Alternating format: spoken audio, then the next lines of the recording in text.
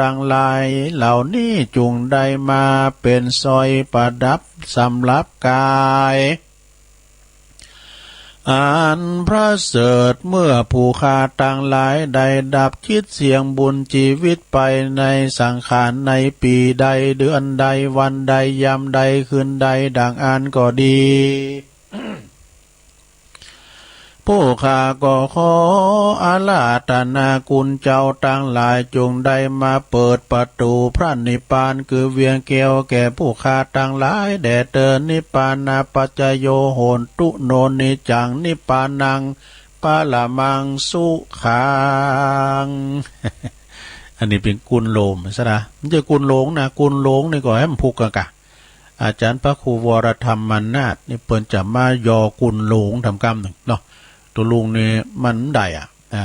เอาตึกเอียนะต่อไปจะแผ่เมตตานะลงเนอะ เจ้าลืมไปไม่ได้แผ่ใช่ครับเอาแผ่เดี๋ยวนี้เนาะสัพเพสัตตา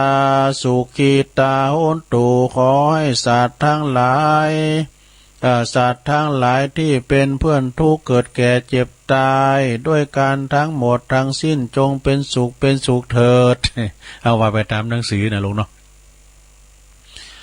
อเวราโหนตุจงเป็นสุขเถิดอย่าได้มีเวรแก่การและการเลยอภัยยาปชาโหนตุจงเป็นสุขเถิดอย่าได้มีความเบียดเบียนซึ่งกันและการเลยอนิคาโหนตุจงเป็นสุขเถิดอย่าได้มีความทุกข์กายทุกข์ใจเลยสุขีอัตตานังปาลิหะลันตุจงมีความสุขกายสุขใจรักษาตนให้พ้นจากทุกภัยทั้งหมดทั้งสิ้นเถิดและขอให้สรรพสัตว์ทั้งหลายจงได้รับกุศลผลบุญให้ทุกท่วนหน้าเทินยังกินจิกุศลังกรรมังกรรมใดที่เป็นกุศลอันใดอันหนึ่งที่ข้าพระเจ้าได้กระทำแล้วจงเป็นส่วนแด่ท่านผู้มีคุณทั้งหลายมีบิดามารดาเป็นต้นตลอดจนถึงสัตว์เหล่าอื่นซึ่งเป็นเพื่อนเกิดแก่เจ็บตายด้วยการทั้งหมดทั้งสิ้นขอให้ท่านทั้งหลายจงได้รับส่วนซึ่งส่วนกุศลผลบุญที่ข้าพเจ้าอุทิศถึงนี้ข้าพเจ้าขอตั้งสัจจะอธิษฐานขออานุภาพแห่งบุญกุศลที่ข้าพเจ้าได้กระทำในครั้งนี้จงเป็นภลวะปัจจัยเป็นนิสัยตามส่งให้เกิดปัญญาญาณทั้งชาตินี้ชาติหน้าตลอดชาติอย่างยิ่งจนถึงมีความพ้นทุกข์คือพระนิพพานด้วยเทินสาธุเอาแล้วสดาญาโยมอันนี้เป็นการแผ่เมตตาเนาะสดาเนาะเจ้ามันลืมไป เอาเพิ่มเดี๋ยวเนี่ยเนาะตอนนี้ไปก็เอาเนียนกล้ามหนึ่งสดาญาโยมทั้งหลายนะโอ้อันนี้เอามาปัดฝุ่นน้ำกล้ามกับเขาทาดีเนอะนะสดาเนอะของไอ้บุญมานะบุญมาไดมุดนะรองเท้าเด็กน้อยๆถูกกลืนทะเลสัตว์หายไปเนี่ยทะเลกลืนไปมันเอาไว้ไก่ตาฝั่งทะเลเด็กน้อยก็เขียนที่ริมหาดว่าทะเลคือขโมยเนี่ยแล้วก็มีชายคนหนึ่งเดินนะมีชายคนหนึ่งชายอีกฝั่งหนึ่งนะชายฝั่งอีกฝั่งหนึ่งเจ้าประมงหาปลาปุตุได้ปลาพี่จำนวนหนักนะชาวประมงก็เขียนที่หาดทรายนั่นว่าทะเลคือผู้ให้นี่มันได้ด้วยเนาะทะเลก็คืออย่างคุ้นเดี๋ยวฟังไปเนาะชายหนุ่มคนหนึ่งจมทะเลตายหายไปนะแม่ของเขาเขียนที่ชายหาดนั้นว่าทะเลคือฆาตกรนี่ถึงหายถึงดีได้ชายชราคนหนึ่งเดินหลังค่อมหลังกล่องมานะก้มหน้าก้มตาถือไม้เท้างกเงินมาพบไข่มุกอันล้ำค่าเลยเขียนที่ชายทะเลนั้นว่าทะเลคือผู้เมตตาแน่มันเป็นจี้ดูทันใดนั้นเองคลื่นก็ซัด ชายฝั่งลบหนังสือเขียนตึงมดพร้อมกับกล่าวขึ้นมาเบาๆว่าอย่าไปสนใจคำตัดสินของผู้อื่นนี่พองก่อว่าให้พองก่อว่าดีบนเขียนลูกหันเหมือนกับจิตใจเขาเอาใส่เอาปิ้นถังขยะดูอันให้ก็มีหันบ่ยินดียินหายหน่อยนะจะไปแต่ถ้าว่าไผไข่ปิ้นทะเลอย่าไปคำนึงถึงคำคอรหานินทาคำยกยอต่อฝ่ายนี่อย่าไปวิตกกับสิ่งที่ผ่านมาความพ่ายแพ้หรือว่าความผิดหวังความสุขความทุกข์อย่างต่างๆเพราะหากว่าชีวิตมนุษย์จะเรียบง่ายก็คงจะเริ่มต้นตั้งแต่ร้องไห้ครั้งแรกเกิดนี่เนาะ คุณเฮานะสระเกิดมาพร้อมกับเสียงร้องไห้ว่าของตัวเองแต่ว่าเวลาเฮาตายเนี่ยสระพร้อมกับเสียงร้องไห้ของคนอื่นนะช่วงเวลาระหว่างนั้นก็เรียกว่าชีวิตคนนี่เฮาใหญ่มาโตมาเนี่ยโอ้เปิ้นตายเปิ้นหายฮอนวอนตุกย่ามเมื่อเฮาเกิดเนี่ยมีเฮาหายคนเดียวดอกให้ขยายปอดเปิ้นว่านะให้โตไผก็หายโดยเฮาแหละเวลาใหญ่หน้ากะบ้านมีผลงานแล้วมีลูกมีเมเฒ่าแก่เลมอนกันตายลูกหลานให้ซ่องให้แกะเปิ้นบอกว่าแมวมันสอบกินปลาแต่ว่าแมวมันลุงน้ำบ่ได้นี่แต่ปลามันก็สอบกินใส่เดือนนี่ว่าขี้เดือนนี่นะแต่ปลาก็ขึ้นฝั่งมาจากแม่น้ำบ่ได้นี่มากินใส่เดือนบ่ได้ชีวิตของคุณเฮานี่บ่ได้มีเสียมีทั้งได้เลิกแล้วก็จะต้องล่มเลิกด้วยได้เลิกแล้วก็เลิกล่มด้วย ในชีวิตของคุณเฮาเนี่ยบ่มีต่างตีทุกอย่างจะมีดั่งใจเฮามันจะบ่ลาเปรียบเหมือนว่าเสมอไปนะหนทางนี่มันต้องมีคู่คักการเดินทางชีวิตคือการเดินทางบางพอก็เดินทางปุโตอย่างบัดต้อยสะดวกสบายกูสิ่งกูอย่างสถานะเหมือนกันแต่บางพองก็เดินทางไปทางลุ่มลุกคุคานทางถนนที่ปิ้นลุกลังพอนะจงอย่าไปคิดเล็กคิดน้อยกับใครเพราะว่ามันไม่คุ้มมันกุ้มนะพองก็ว่าให้พองก็ว่าดีเปิ้นสอบเฮาเปิ้นก็สรรเสริญนินทาเปิ้นสอบเปิ้นก็เล่าน่าจะควันมันเป็นธรรมดาโลกกระทำ8นะจงอย่าจริงจังกับตนเองเกินไปเพราะว่าจะทำร้ายตนเองนี่จงอย่าไปจมอยู่กับในอดีตมันผ่านไปแล้วมันแก้ไขบ่ได้แล้วซะนะจะมันปล่อยมันไปนะจงอย่าจริงจังกับปัจจุบันมากเพราะว่าชีวิตยังต้องเดินทางต่อไปแฮมไกลอยู่เนอลงเนอชีวิตเหมือนการเดินทางเปิ้นว่าในโลกนี้นะบ่มีอันหยังที่จะเป็นของเฮานอกจากสุขภาพแข็งแรงนะสุขภาพกายแข็งแรงน่ะเป็นดีที่สุดมีเงินก็ตามเด้อกันหอมมีโรคภัยไข้เจ็บปวดโตเปิ้นว่าการหอมไข้เมยโรคภัยไข้เจ็บมาเบียดเบียนน่ะเหมือนปวดถูกหวยมันอยู่สุขสบายเปิ้นกินได้กินเปิ้นทานได้ทานบ่ได้ว่าอันนั้นกินบ่ได้เด้อจีนควายเผือกนะ น้ำปูก็กินบ่ได้เด้อเนี่ยพักปังก็มันมืนย่าใส่จะมืนน่ะโตถือหยังถือกระถาย่าน่ะคุณเปิ้นถือกระถาเปิ้นกินดอกฟักก้าเนี่ยโอ้ฟักนี่มันก็มีความหมายดู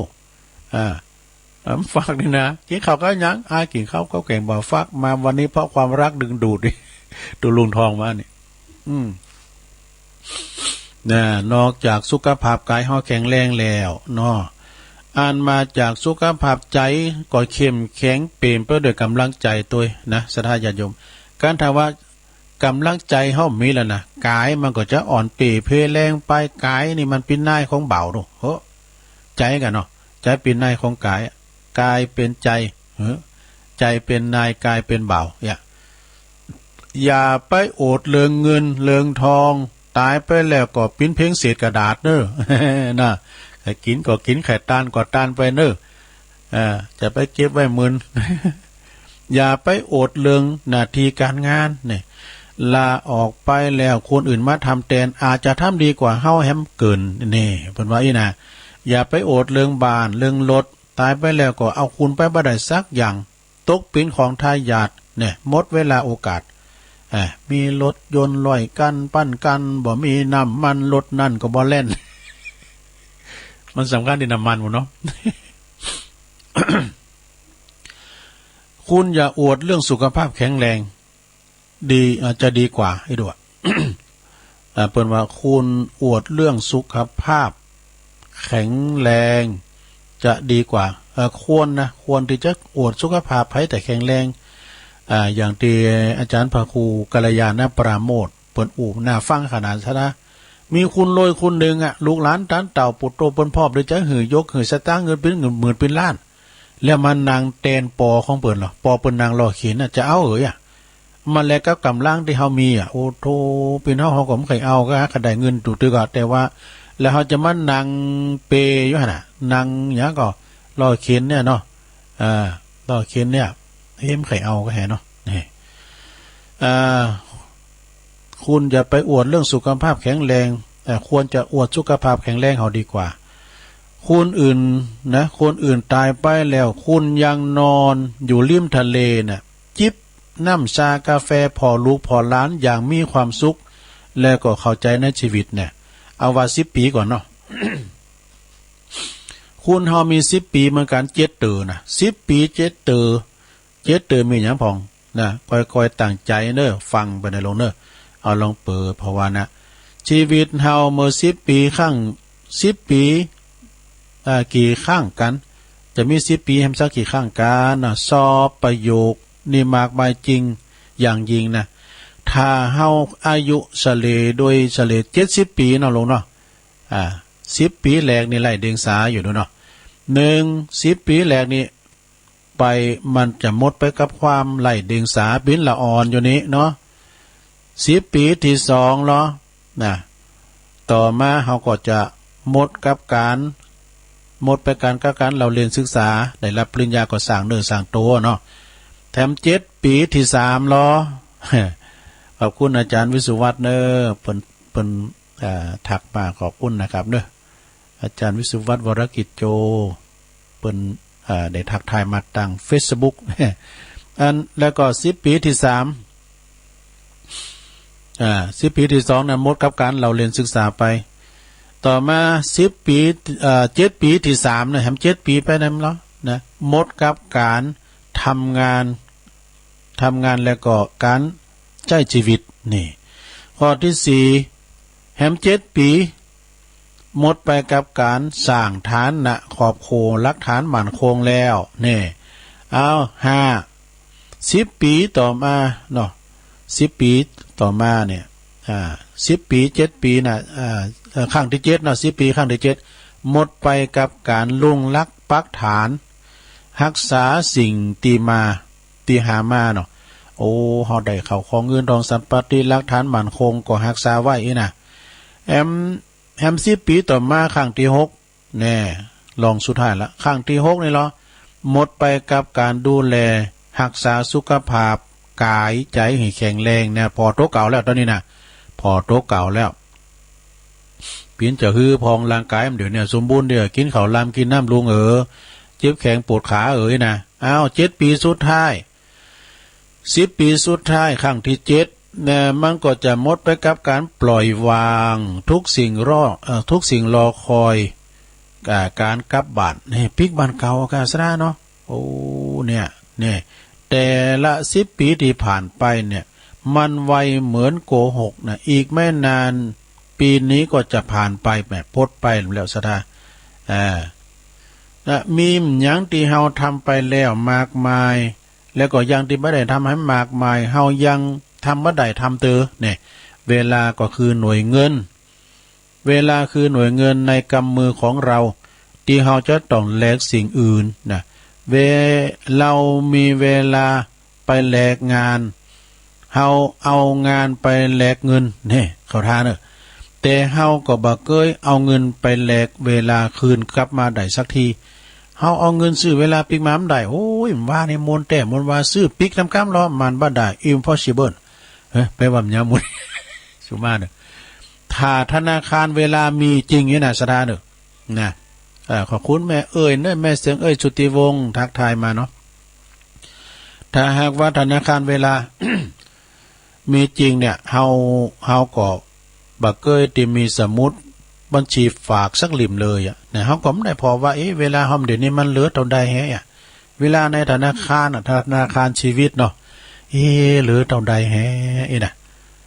ธนาคารชีวิตเฮาเหลือเท่าใดเฮาเบิกมาติ๊กๆอ่ะนะเฮาฝากมันได้ดูเนาะเอาฝากอายุทำ5 ปี10 ปีเนี่ยมันฝากปานใดเฮาฮู้ว่าใจ10 ปีของเฮาไปแล้วกี่ครั้งนะเดี๋ยวนี้ตุลุงใจมากี่ปีแล้วนะ6 เดือนแล้วก็ทำใจกะแล้วก็แต่ว่าเฮาบ่อาจฮู้ว่าเฮาจะจ่ายเวลา10 ปีที่เหลือเนี่ยของเฮาเนี่ยได้ครบหรือยังเนี่ยจะได้ถึง70บ่เนาะแต่ก็แต่นั้นก็บ่สำคัญเท่ากับเฮาจ่ายเวลา10 ปีของเฮาคุ้มค่าหรือเปล่านี่หลวงเอ้ยคุ้มค่าเมื่อเฮาหันหลักนะเฮาหันหลังกลับมาหือได้เต็มปากใจมันอย่างน่าเสียดายนะโอ้เฮาปล่อยเวลาละเลยไปอย่างพี่น่าเสียดายสู่ใจไปเป็นวันๆเด้เสียดายเวลาที่ผ่านมาเนาะแล้วชีวิตคุณเฮาเนี่ยมี10 ปีสักกี่ครั้งกันเนาะใจ10 ปี7 ครั้งเฮาก็คือมันคุ้มค่าในหลวงเด้อแล้วก็สวัสดี10 ปีในปัจจุบันของเฮาเนี่ยเฮาก็ใจเวลาคือมันคุ้มค่าสรุปแล้วชีวิตของเฮาเรียบง่ายนะที่เรียบง่ายแล้วก็สนุกสนานไปกับ 30% ที่มันเป็นของเฮานะตอนนี้เพิ่นว่าบ่เจ็บบ่ปวดแต่ก็ต้องบำรุงร่างกายเนอะลงเนอะพอสุขภาพกายสุขภาพใจเฮาดีๆเรื่องมันหมุนมองมีความหมุนมองหรือว่ามาละมุนทินต่างๆนะเอาทิ้งออกไปเด้อเนาะทำจิตใจสบายอาจจะไปมีขุนของมองโมนะเหือน้ำมันใสจิตใสเป็นบุญจิตใจขุนเป็นบาปเนาะแล้วก็บ่เฮาบากะหายแต่ก็ต้องดื่มนะน้ำนี่จะเป็นละในลงเด้อน้ำนี่นะน้ำอุ่นน้ำร้อนนี่ลุงก็ให้มาแล้วน้ำขิงก็กินนี่น้ำบะตุ้มน้ำบะปีนก็กินมาแล้วนี่น้ำบะนาวก็ใส่ไปหน่อยนึงแนมโปโตโรคภัยไข้เจ็บมันจ่ออยู่คอหอยทะลุพุดปังลงไปกระเพาะหมดแหละนะมันร้อนอย่างก็จ้างเด้อโตมันถึงเหมือนไอ้ได้นั่นก็นั่นนี่มันร้อนไอ้เนี่ยเอานี่ล้างมือกันนะผมนี่เจอหมอลูกเนี่ยผมเอาล้างไปไหนแอลกอฮอล์แอลกอฮอล์หรอการมันกันเนาะแล้วก็บ่หือเจ็บปวดก็ต้องบำรุงบากระหายก็ต้องดื่มน้ำวุ่นวายแค่ไหนเขาก็ต้องปล่อยวางซะนะเนาะลูกหลานนี่มาวุ่นวายแล้วเลยแอลก็หูจักปีกจักปอก็ปรุงว่างแต่ลงโลกของเขาได้ก่อนเขาก็หูจักปีกจักปอกก่อนเขายังเหลือนานเกินเนี่ยจะมาเด้อมันปล่อยมันไปสุดดำกันมันป่นขอดมันก็ดีละเนาะพองก็ปิ้นตุกกับลูกกับหลานนะอยู่บ่ถอยฟังกรรมนะคบหมู่คบแว่นกันเนี่ยกันเดียวกันเด้อตุลุงอ่านในไลน์ในมือถือกันโทรมาในหายหมดวุ่นวายแค่ไหนก็ตามแต่ก็ต้องปล่อยวางมีเหตุมีผลก็ต้องยอมคุณนะยอมคุณให้พองคุณเฮาบำพองนี่มันบ่ยอมคุณนะไปฟังการเรื่องพี่น้องเจ้าบ้านกันเดียวกันเนี่ยปีนั้นอันนี้เป็นเบอร์ของเก่าๆปีนั้นเลื่อนเนาะหมอปีนั้นดิบตัวลุงอ่านในไลน์อยู่ของบุญมา มีอำนาจต่อใดก็ต้องถ่อมตนเนอะสะดาเนาะมีอำนาจวาสนาเป็นได้ก็ต้องอ่อนน้อมถ่อมตนไม่เปิ้นว่าคือก็สุภาษิตจีนแปลว่า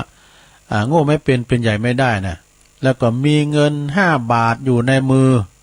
อย่าไปคว้าเงิน10 บาทอยู่ต้นหน้าวะนะคุณจีนว่า10 บาทอยู่ต้นหน้า5 บาทอยู่ในมือเก็บ5 บาทไว้ก่อน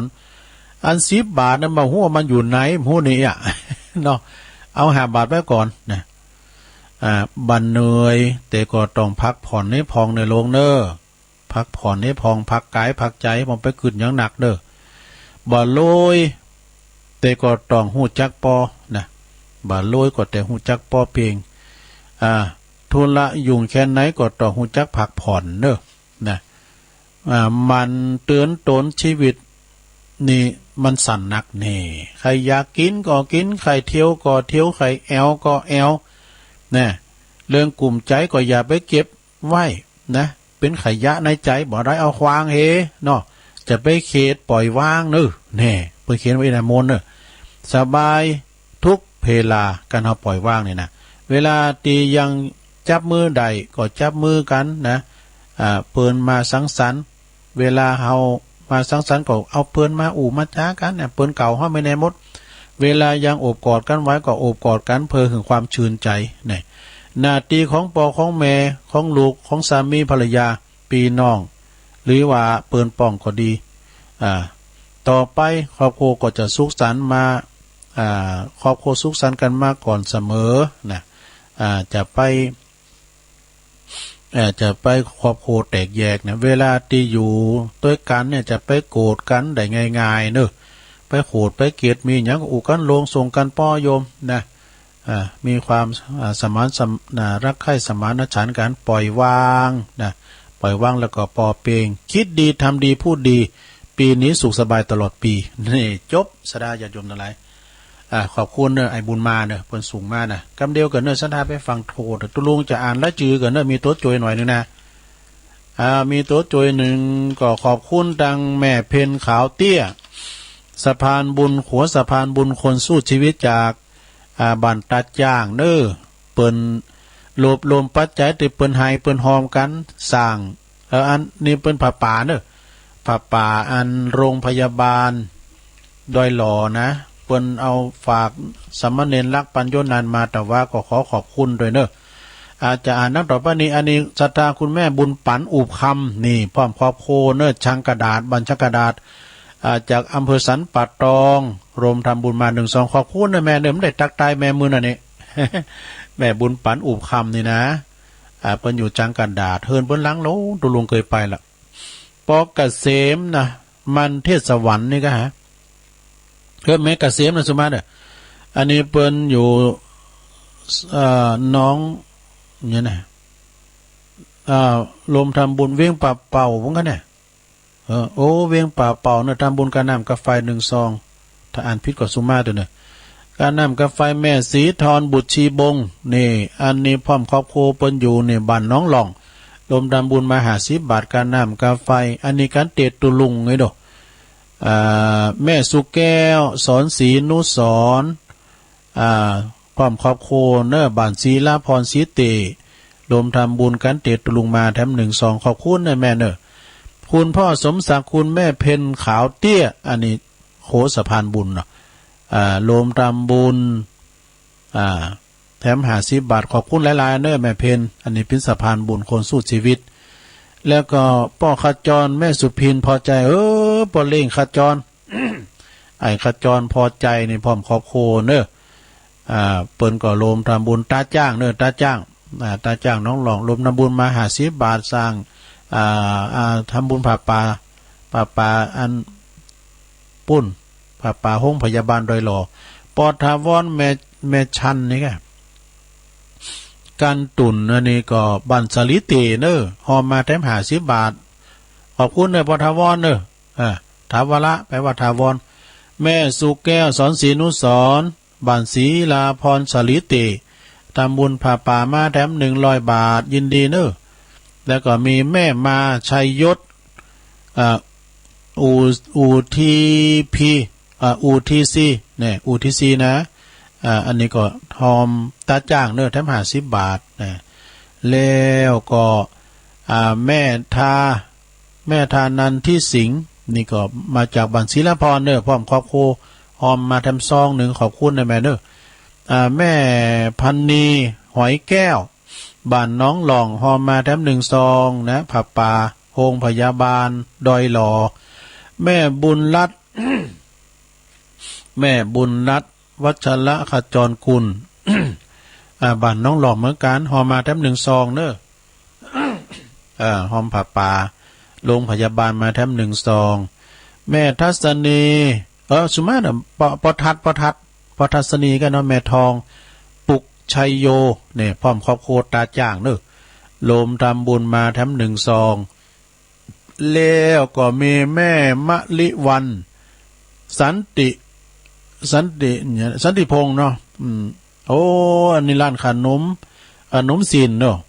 ร้านขนมสิน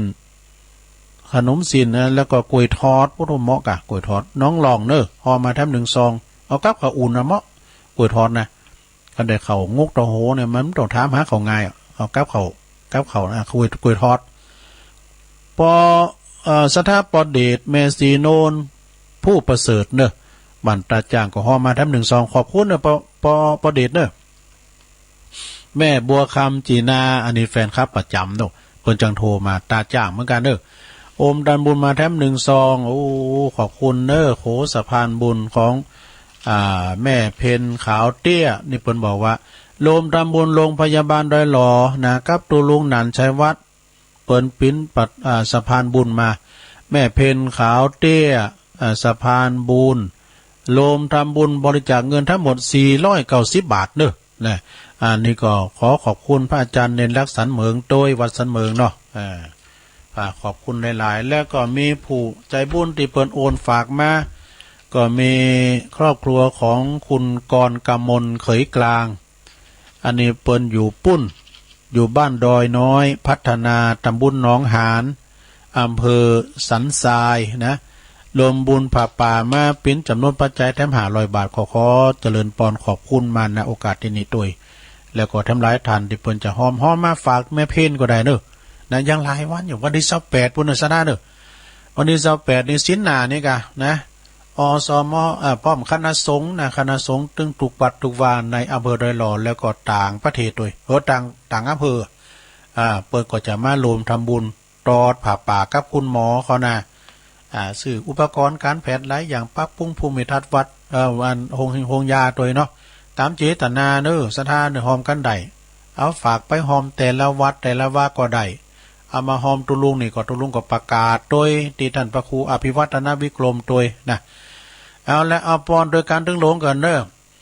สัปปิติโยวิวัจจันตุสัพพะโลโกวินาศตุมาเตภวัตวันตรายโยสุขีติคายุโกภวะอภิวาตานาสีลิสานิจังพุทธาปัจจายโนจัตตาโลธรรมาวัฏันติอายุวันโนสุขังปะลังเอาแล้วสถาอันนี้เป็น บุญกุศลเนาะแล้วก็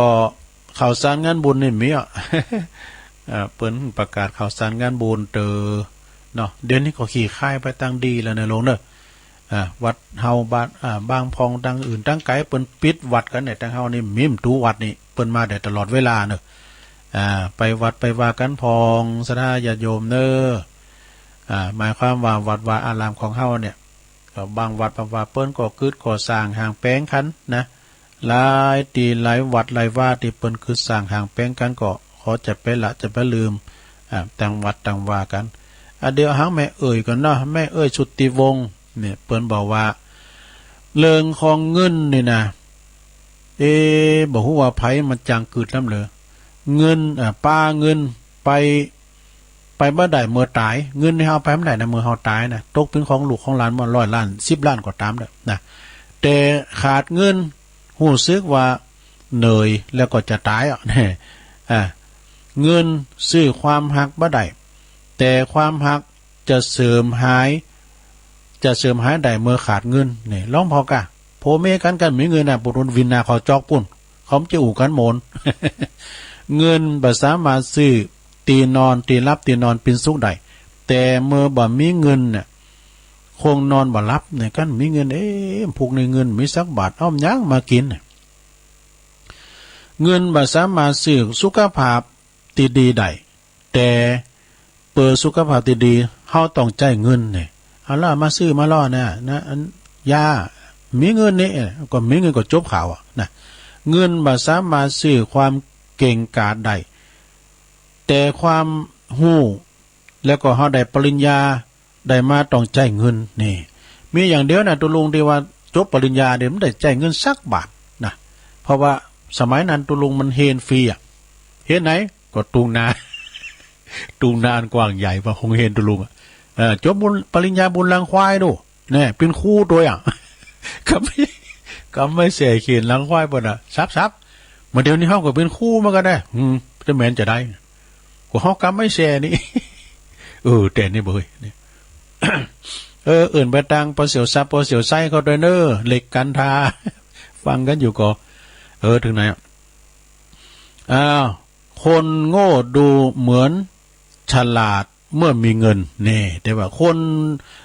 นฉลาดจะดูเหมือนคนโง่เมื่อไม่มีเงินตัวมาดึงเงาสกตกแล้วว่าเปิ้นว่าตัวพออย่างไก่ปิ้นหานี่ แต่เนี่ยเอาเงินที่ไหนมาจ่ายเงินนี่มันยังมาลำเลยนะเงินไม่ใช่ทุกสิ่งทุกอย่างแต่ทุกสิ่งทุกอย่างต้องการเงินแต่กันเนาะก็ถึงว่าเน้มได้อยู่ได้ย่างโหมได้เข้าหุงก็ย้อนเงินน่ะนี่เงินเนี่ยก็วันสำคัญมีเงินก็มีงานเงินบันดาลสุข เงินนะเงินนี่นะว่าเงินก็ไม่ใช่เงินซื้อเปอได้มาบ่ได้มาทุกอย่างแต่บางคนยอมเสียทุกอย่างเปิมแลกมาได้ซึ่งเงินนี่เจอสิเงินบัดใจเกี่ยวสารพัดนึกแต่คุณบ่มีเงินก็จะนึกอันยังก็นึกบ่ออกสักทีจบ แม่แสงชุติวงศ์เนอนี่สูงมาขอบคุณแม่แสงเนอ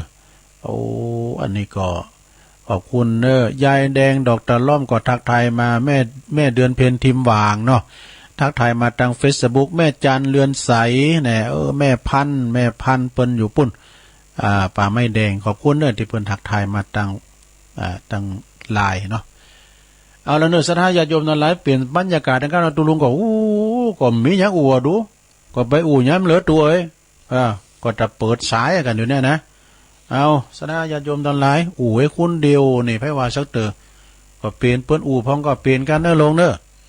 ตุลุงก็หมดเฝ้าแล้วรู้เปลี่ยนกันกะแล้วตุลุงจะเปลี่ยนกันก่อนเด้อโทรกันเข้ามาลงสายแหลกมาแล้วเจริญปอนเจ้าไหว้เ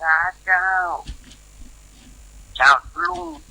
อันนี้เสร็จก็ลองเนาะยายน้อยอันวันพัดนาเอาจากกระทำในสิ่งต่อไปนี้เนี่ยนะเจ้าอยู่หน้า69จังหวัดลิงฟ้านะเจ้านั่นคือลิงสีฟ้านั่นคือใหญ่นะเจ้าเนาะเจ้าวันนี้ก็จะเอาไม่ประมาทนะเจ้าดูแต่ว่าเนี่ยเอาอย่างนั้นแต่ว่าเนี่ยเอาสิ่งที่ทำมากนะเจ้าหากผู้ใดบอกประมาทขาดสติมันดำริตึกตองกองเหตุผล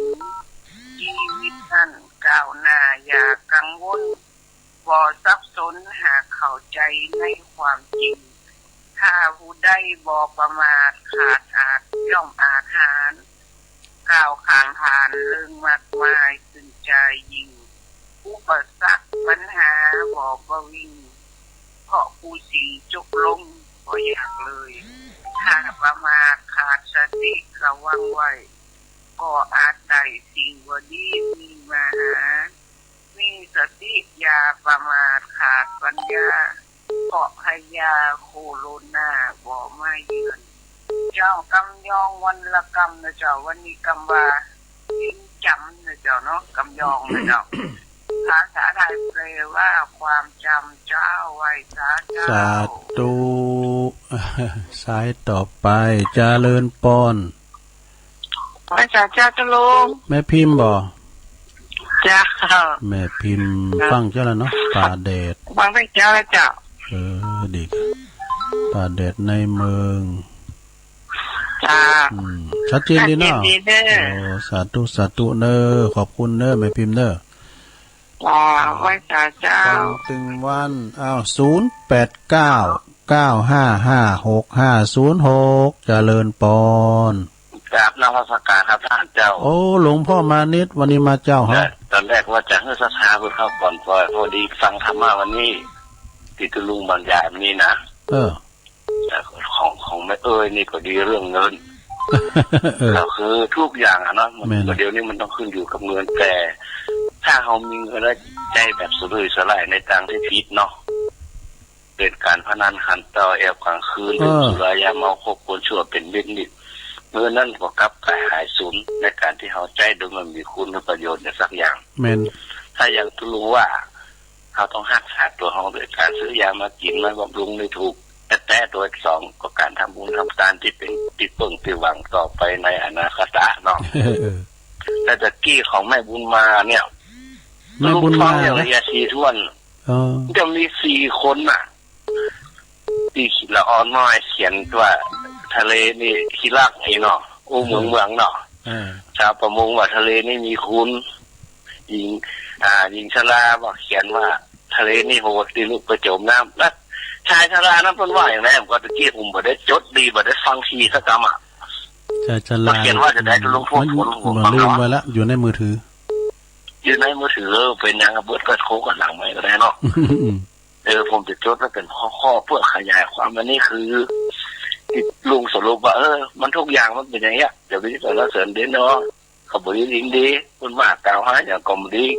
ไปตามลงปากของคนเนี่ยมันทุกอย่างมันว่ากันได้หมดเนาะอันรู้เนาะโลกธรรม8เนี่ยหลวงพ่อก็น่าอ่านมาทุกอย่างอันนี้สืบเจตนาได้หลายอย่างหลายข้อที่ปนทรงว่าอันลุงทางเฟซทางไลน์นี่นะเขาทานเนาะแต่ความได้อย่างละเอียดเลยว่าโอ้อันนี้นั่นแต่ตัวทุกวันนี้คนเฮาในทุกอย่างไงมันจะมีตึงชมจังว่าสภาพเราทำเฉยได้ดีสุดเนาะอันลุงเนาะถูกต้องเฮาบ่ต้องไปฮ้อนเป็นหนาวจะทำมันให้ยกย่อสรรเสริญเหมือนชื่อบ้านก็เปลี่ยนละนี่ก็ตู้เจ้าอย่างเดียวถามตัวครูดอดตายตัวลุงดอดตายเนาะต้องเป็นงานอย่างกระจ้างด้วยสอทอถ้าสอบตัวก็เป็นคนธรรมดาอันนี้ก็ชื่อสอทอแล้วก็หายไปแอมกำนันผู้ใหญ่บ้านก็ติดป้ายจัดหมอถ้ามุดเกษียณเรียบร้อยปัญญาทุกหมู่บ้านแอมเนาะเขาทำหน้าที่ทุกอย่างเฉยๆดีกว่าเนาะอนุโมทนาบุญที่ติดวันนี้วันเสาร์ธรรมะนัดจะได้ต่อ2-3 ข้อมูลเนี้ยแต่ของแม่ตัวคือของแม่บุญมานี่สาธุใบขอบคุณหลวงพ่อครับมีสุขคนสถานสาธุโอ้หลวงพ่อมณิตเปิ้นมาเสริมเนอะสทบถึงวันนี้นะสวดเทศบางสกุลนาทีของตู่เจ้าเจริญปอนไปสาเจ้าตุลุงแม่เพนขาวเตี้ยเอาเลยแสงไฟสว่างตาแสงธรรมะสว่างใจสว่างตาได้แสงไฟสว่างใจได้แสงธรรมเจ้าชัดเจนนะตุลุงเด้อขอบคุณนะถ้าเป็นทอมมาแถมก็ฝากกันเน้นนักแบบเนาะขอบคุณนั่นน่ะทำเจ้านะไปทำบุญกับโรงพยาบาลนี่หายเจ็บปวดเมยไข่หมดอ่ะนะหงยาอ่ะเนาะขอบคุณแม่เพนโดยสะพานบุญคนสู้ชีวิตเจริญปอนไปสาเจ้าตุลุงแม่พ้องปงนอนเจ้โฮมมาแล้วแม่พ้องฟังเจ้าละกะเจ้าฟังอยู่ดีกะนี่ก็ฝันหันกันตุลุงฮะนอนฟังก็ฝันหันนี่ไปปิ้นหยังก็นอนฟังก็ได้ทุกอิริยาบถ4ทันนัดยันได้ก็ได้เนาะยิบจักไปด้วยก็ได้อย่างคนบ้านเดียวกันน่ะยิบจักไปด้วยปงดอนแจ้ห่มเนาะวันนี้ได้ไปทางใดได้ทางใดนี่ว่าไปเอาพังแวนนี่ละครเคยเจ้บ้านที่ช่องกันล่ะไปแสะไปสอนใกล้ไปไหนกำไรอยู่เฮิร์นหน่อยไปเมื่อไหนเนอะอยู่เฮิร์นไปเจอครับน้ำพุ่นกับปั้นแน่แม่สังเงียมเขาเราโทรมาพองแม่สังเงียมเขาแม่ตันในก็นี่นะมันทุกข์ว่ากับแม่แม่ตาน่ากะยินนี่ได้ยินทั้งวันลงน่ะเจ้าก็ก่อนหน้านั้นก็ไอ้จอมยุทธเพิ่นก็โทรมาจอมยุทธ2 แผ่นดินโทรในไม้ก็หน้าไม้ก็ได้เนี่ยโทรหน้าไม้เนี่ยพร้อมจันเพิ่นน่ะจ้ะแล้วก็ตัวแทนพี่น้องบ้านขวางแถมแม่ไผ่บ้านขวางแต่คนนี้โทรบอกเปิดวันไหนแม่ฟ้องได้ยินนี่น่าจะได้ยินทั้งวันแหละได้ยินทั้งวันเนาะมันแม่ฟ้องเขาฟังสถานีไหนทั้ง104 104ดูก็ของงานของแม่สายพินเขาเปิ้นจะได้ยินลูกมันไกลกันหรือปงดอนครับอันตุงสานเนี่ยไกลกันอยู่ก้าเนาะคนไหลดอยมันดอยมันกันโอ้แค่น้ำหายที่โฮมน้ำหายไกลไหลดอยกันตุลุนั่นก็คือได้ยินชัดเจนได้เจ้าดีแล้วใช้น้อยดีแล้วแม่ฟองเป็นตัวแทนกันแล้วกันนะขอบคุณแม่ฟองเด้อเจ้ากำลังใจในตัวสาธุแม่ฟองปงดอนเจริญปอนไว้สาเจ้าตุลุงอันนี้แม่พลอยกะ เจ้าไม่ไหว จากเจโหมไปเมืองฟางนั่นน่ะโอ้มาขามดอยโหดโถ่พุ่นล่ะ แม่พลอยนี่ฟังตุลุงว่าแต่เจ้าแล้วเจ้าอ๋อดีกะเจ้าฟังไปติ๊กๆเนอะแม่พลอยเนอะเจ้าโอ้ยินดีเนอะสาธุสาธุอ้าว089955565406เขาก็บอกถึงวันเขามาดู089955เจริญปอนไว้แต่เจ้าตุลุงแม่สีทอนกันเนี่ยเจ้าแม่สีทอนบุตรแม่สีทอนจากน้องบัวเนาะน้องบัวชัยประการเจ้าฟังแต่เจ้าแล้วนะอ๋อดีกะชัยประการตุ้งก็เมื่อเช้านี่ป้อนหนาวนะตุลุงนะพอดีอยู่ป้อนหนาวก่อนดูเขาเจ้าอีกก็อุ่นดีมาอีกหมกปอแต่ยังไงขอบคุณเลยแม่สีทอนเด้อเจ้าสาธุเจ้าปนปิ้นจะภาพกันเตะตัวอ่ะเจริญปอนการนมัสการเจ้าตุลุงคุณโยมพิสมัยสุริโยดอนนะดอนตันแม่ริมแม่สอนนี่เพิ่นคงได้เบอร์น้องสายแล้วเนาะมู่นเจ้าลืมถามจะได้ไม่ฟังถ้าฟังอยู่เนี่ยเห็นเบิดเมื่อคืนเนาะจะไปลืมโทรอาจารย์ตัวแต่กันเนาะเบิดเนี่ยธรรมะคลายเครียดเบิดธรรมะคลายเครียดจ้ะมีเมื่อหลายอย่างเนาะไอ้พงบันแซมก็โทษไปคนไอ้พงเนอะเดี๋ยวมันโทษมาเฮาจะเตือนเนี่ยคุณยองเหมือนกันนะไอ้พงอ่ะก็จะไอ้พงบันแซมบ่แต่ว่านี่ไม่ได้สอนในรักฟังอย่างเดียวก็แสดงว่าตุลุงไม่ได้อยู่หั่นตุลุงก็เจ๊บนคุมมิกนี่กะตุลุงก็ไปโฮดน้ำดอกเฮ้ยนะเปิดโอกาสให้เปิ้นคุมเพราะว่าเปิ้นแบ่งเบาภาระตุลุงก็ไปยการอื่นนี่ก็ไปใส่น้ำดอกไม้ที่หน้าสถานีที่จริงก็ใส่ทั้งวันน่ะเนาะแบ่งกันโชว์จ้ะคนนักไปเดี๋ยวไปสร้างหัวอาจารย์นิพนธ์ใจว่าเนาะแต่กันเนาะอาจารย์นิพนธ์แต่ว่าอาจารย์นิพนธ์ท้องน้องลูกว่าเข้าใจมากเข้าใจมากพันตากันกันเนาะ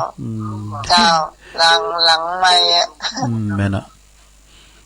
ขอบคุณโยมพิสมัยเลยสาธุอ้าวโตกันเข้ามาแถมเวลาตุลุงเปเลอะเปิดเตอเนอะต้องเกรงใจเนอะมาเถอะเจริญปอนจะไม่สาตุลุงแม่สายทองธัญแก้วที่ดูไหนเมื่อใดก็จบปัญญาบนหลังควายแต่จ้าขอฝากคำสิทธิ์จังหน่อยนะเจ้าแม่สายทองเจ้าขออนุญาตนะตุลุงเรามองชีวิตคิดไปได้ข้ออ้างดุจทุ่งกว้างหมู่ควายได้อาศัยและเล่นหญ้าตามภาษาหากินไปสบายใจยามแดดร้อนลงนอนคนชีวิตคนดูสับสนกว่ากระบือเที่ยวยึดถือมั่นหมายหลายอย่างล้นจึงต้องวุ่นยุ่งยากลำบากตนความสุขคนดูยิ่งน้อยด้อยกว่าควายไร้ศีลจริงไหมใครรู้เล่าศีลห้าเขาทำผิดในข้อไหนควรถือว่าควายมีศีลบ้างเป็นไรแล้วทำไมดูหมิ่นควายได้ลงคอมองเห็นควายลำบากน่าสงสารถูกสายงานตักตำทำติดต่อถูกเขาใช้เช้าค่ำยังไม่พอบางคนก็จับเล่เนื้อเอาเกลือทาควายแม้นควายทุกแสนระทมสุดขมขื่นต้องก้ำกลืนทนชู่อยู่อย่างว่าทุกเอาเปรียบทรมานฐานกายาจงก้มหน้ารับกรรมสามศอกใหญ่ขอวอนเถิดบุญนั้นนุษสุดเก่งกล้าโปรดเมตตาควายด้วยช่วยแก้ไขกรุณาควายสักนิดคิดอภัยโปรดเห็นใจควายน้อยด้อยบุญญาเทินเจ้าโจรเจ้าขอบคุณยกปัญญาบนหลังควายนะเจ้าคนใจทุลุงนะฟังอยู่เจ้าอันนี้ก่อนควายเนี่ยเขาท้าเดินไปใส่ท้องเด้อเจริญปอน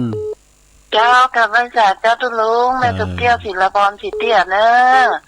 ฟังตุลุงก็เมื่อไหว้พระครับ ก่อนตัวแล้วเมื่อเช้าแล้วนะเจ้าเด้ออ่านแล้วจือแล้วเด้ออ่านได้จือแล้วติดตามตลอดเด้อศิลาพร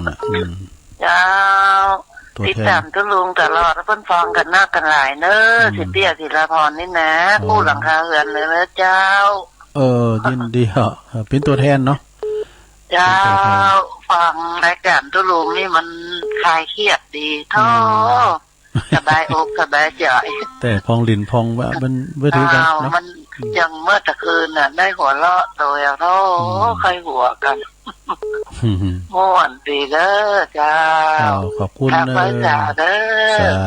ธุสาธุเจ้าแม่สุแก้วศรีลาพรเดี๋ยวกันเด้อติดเด้อฮัลโหลได้เหรอ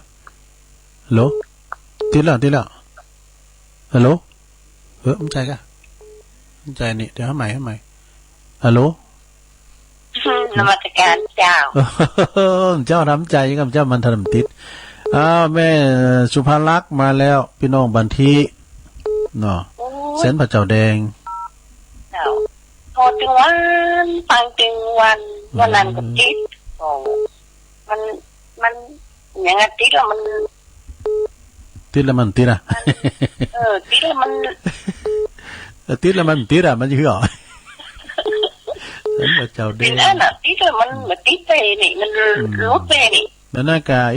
ไม่อำพรเขาเนี่ยโหยโมงเนี่ยอย่าลูกหลานแล้วเลยไอ้ไว้ยองก็เนี่ยนะนั่นแหละผมฟังตลอดโทษตลอดลื่นลงเนี่ยแล้วก็ลุนนั่นแหละลื่นลงอย่างสายมันแน่นหนานะสายมันแน่นเหมือนกันนะพยายามเอาแต่เป็นละความเป็นเนี่ยจะไปเดือดตุลุงเนี่ยมันจะว่าหูจักไผ่ว่าตุลุงจะเมมจือพระเจ้าคุณน่ะไผ่เว้ยมันน่ะเนาะพยายามเช็คว่าที่ใส่จิตมันน่ะที่ไปที่มาติ๊กมาเตอตุลุงยินดีต้อนรับเนอะเตอตุลุงแล้วเนี่ยนะเป็นหนึ่งเข่ายังตุ้ยไปให้หวังถึงว่ากันนะถึงก็ได้หมดย่อมถอยวันนั้นน่ะก็ตั้งใจเลกันเนี่ยเหรอกำลังมาติ๊กเดียวนี่เนี่ยจ้าบอกกันเนาะขอบคุณแม่สุภาลักษณ์หลายๆเนอะฟังคนโตของพี่ดีพี่โมนนะคะเส้นพระเจ้าแดงเนาะสาธุจะเดียจะลุงฟังก็ขอบคุณที่สอนใจเนี่ยท่านมาวันนี้ก็ดีอ่ะโยงเข้าบาทเนี้ยเนาะขอบคุณเด้อแม่สุภาลักษณ์เส้นพระเจ้าแดงพี่น้องตะเมืองฝางปนหน่อยบุญปันเจริญปอนแม่อยู่ไหนแม่อมอนะแม่ตาเจ้าแม่ตาในกำลังตื่นแม่ฟ้องแม่ตาพอดีตื่นน้ำบุญเราขวัญก่อนเนี่ยแม่ตาในแต่ว่าหายที่ค่ายไงเนาะแม่น่ะนั่นแหละจ้ะแม่ฟ้องโทรมาบอกคุณเจ้าขึ้นนี่ได้นำมนต์เห็นเขารู้ดีอยู่กับโทมขึ้นแล้วในตุลุงกับกันกระเปินจบรายการตุลุงผมจะได้รับนะพอตุลุงสถานีบุญดอยเปิดไปหรอถ้าเปิดจบปุ๊บตุลุงก็ปิดสถานีตุลุงแล้วก็รับไว้ค่ะอยู่แต่ว่าวนกันเดินเจ้าดีกะยินดีเมตตาหลายๆเด้อเมตตาสาธุก็เดี๋ยวก็ฟังพระครูนิคมแถมพระครูนิคมวัดจันทร์เสียงธรรมจากวัดจันทร์เจริญปอน10 นิ้วไว้สอบมาแล้วเสียงอย่างโคสโตกันหนังขยาได้ด้วยพี่ไอ้ลือโลเข้ามาแล้วฟังจ้าอะไรบ่จบยังจบ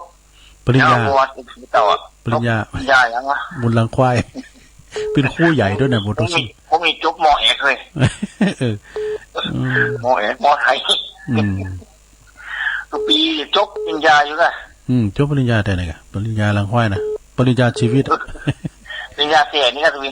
ไปเตะเห็นได้ไปมีเห็นได้จบป .4 ไม่มีเส้นนะกะจบป .4 ก็ขี่ลังควายบ่เนี่ยผมมีจบมอเอกเลยกะไปยันไถนาว่างๆกับคุณเฒ่าเดือดอันนี้เห็นที่บุญรับเป็นเลยเห็นหมอเอกนะเห็นนู้นลูกเจ้าวัดเจอรับกำลังหม้อนี่ห้องไปเอาควายไปสูงไปขัดไถนาแต่มันสูงควายมีอยู่แต่เฮานี่มีตลอดอ่ะก่อนนะบุญเริ่มก่อนนี่เดินหานี่ยังหนาวอยู่นะ เด็กอะ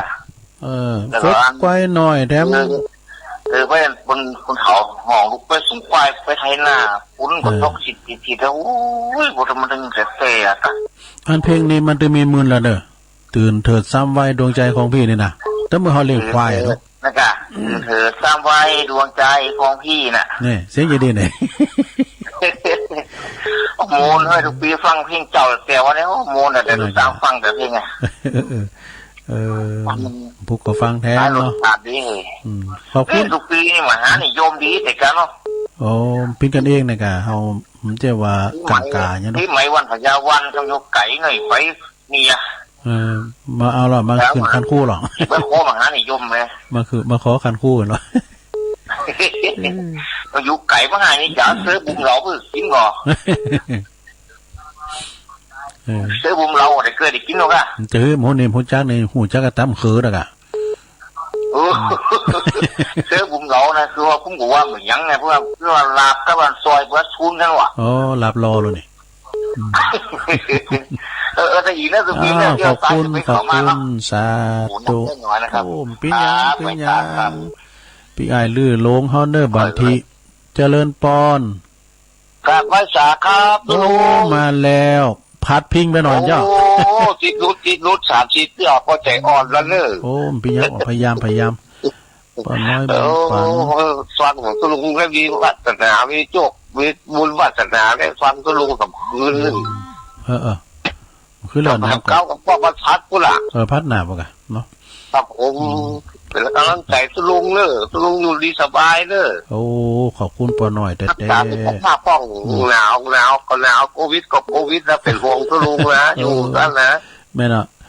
เอากับพี่ผมปอหน่อยเหมือนกันเนี่ยไม่งานข่าวดำข่าวเริ่มก็ใส่แม่ใส่มือกล้องเป็นห่วงกันนะอันนี้นิสัยแต่ตัวเจ้าเขียมนั่นนะมันมีมันมีรอไว้ติดกันรอแค่พุทธติดแล้วอ่ะมันมีอ่ะเนาะปีนี้ซ้ำให้มันจะจัดงานวันบทเน้นพักร้อนพุทธมา2 ปีนะนี่ว่าตุศาสนาเขาจะพุทธร้อนแต่ก็พยายามนะประคับประคองเพื่อมันพุทธแต่เท่ากะเนาะมันติด3แล้วนะตุลุงถ้าบอก60ที่ไปบวชทำแล้วนี่โอ้73เลยเสียงหนุ่มอยู่รู้นะโอ้เป็น73เลยปีชั่วจ้ะโอ้ปีนี้ปีงัวรู้โอ้หลวงพ่อมานิดหนึ่งแล้วหน่อยหลวงพ่อนี่71รักษาสุขภาพของเนอโอ้ขอบคุณปอหน่อยเด้อโอ้สาธุโอ้เป็นปอหน่อยเป็น73แล้วน่ะเอา103 ปีเนอะเจริญปอนมาสักการเจ้ายายพรมาแล้วน้องบัวแดงสังกำแพงเชียงใหม่ยายพรฟังเจ้าหรอกะยายพรฟังเจ้าหรอกะจังฟังเจ้าเลยโอ้ดีกะ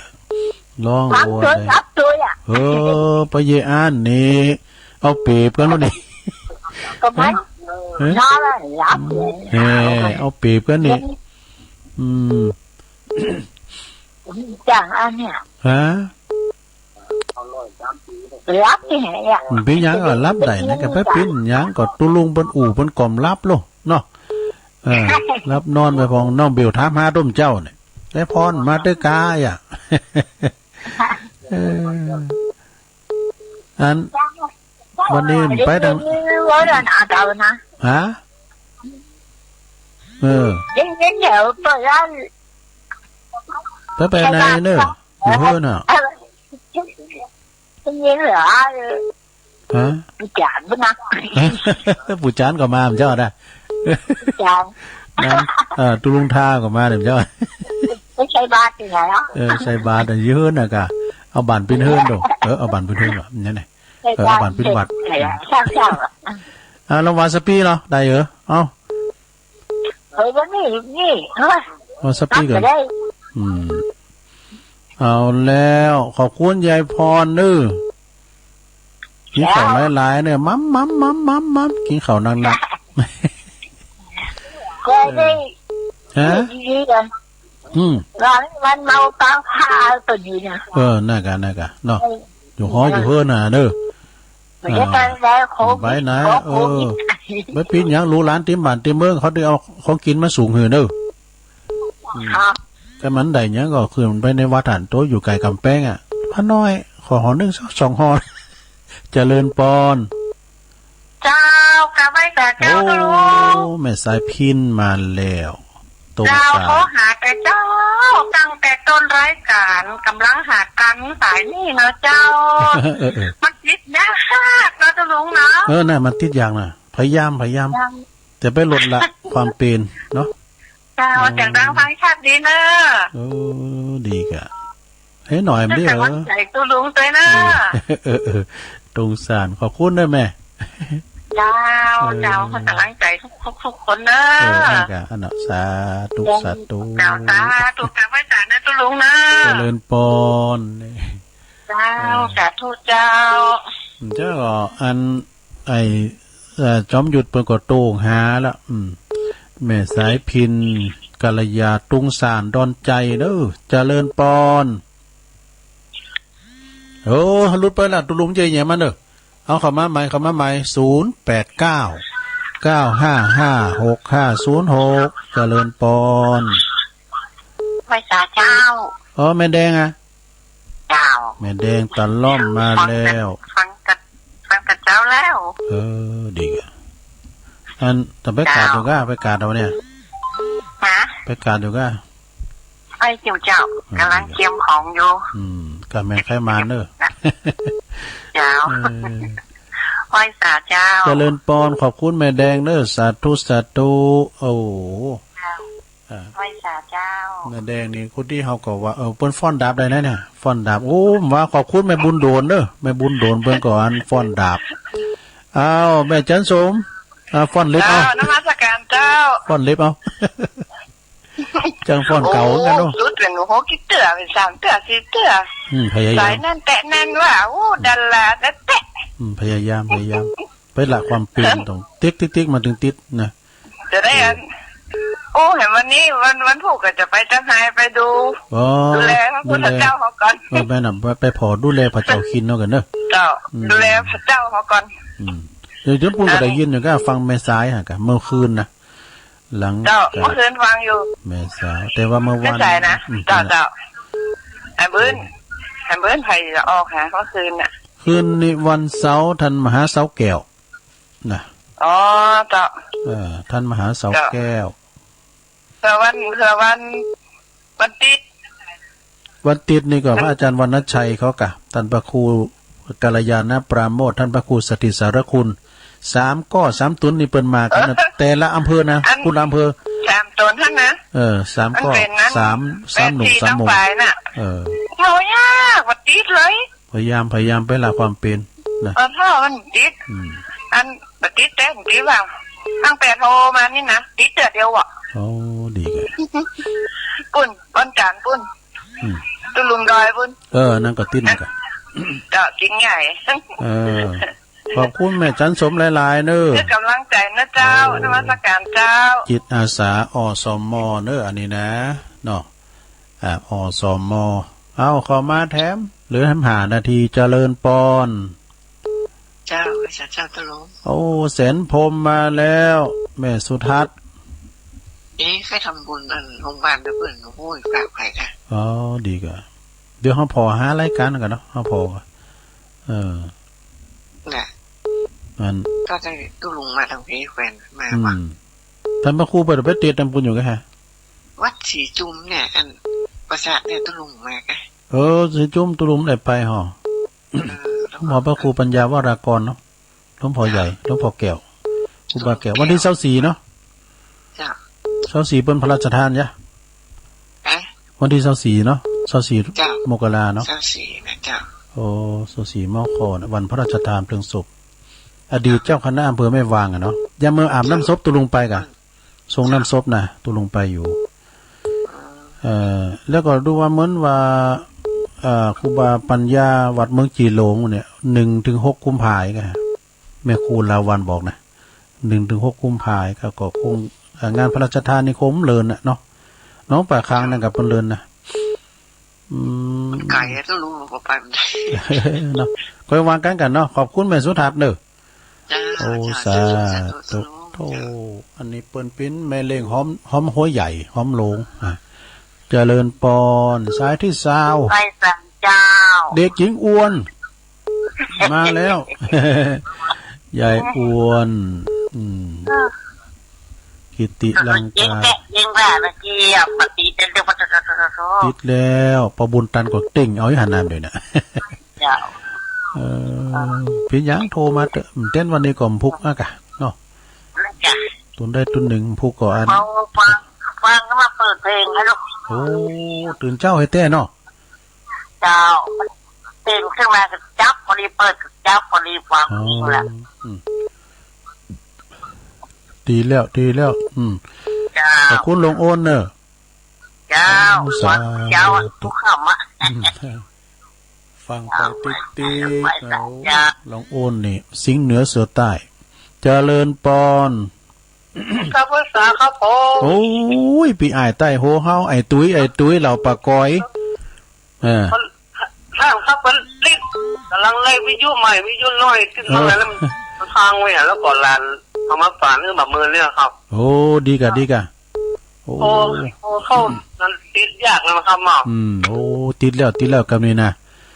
มันโทรมาหากันว่าเด้อไอ้ตุ้ยเด้อมันโทรมาหากันของเรื่องนี้แล้วที่เป่าฟ้าว่าเลยต้องรู้มาทำอะไรอย่างนั้นเลยนั่นก็ตั้งนั้นอุดทั้งนั้นโทรมาเนี่ยนั้นอุดชัย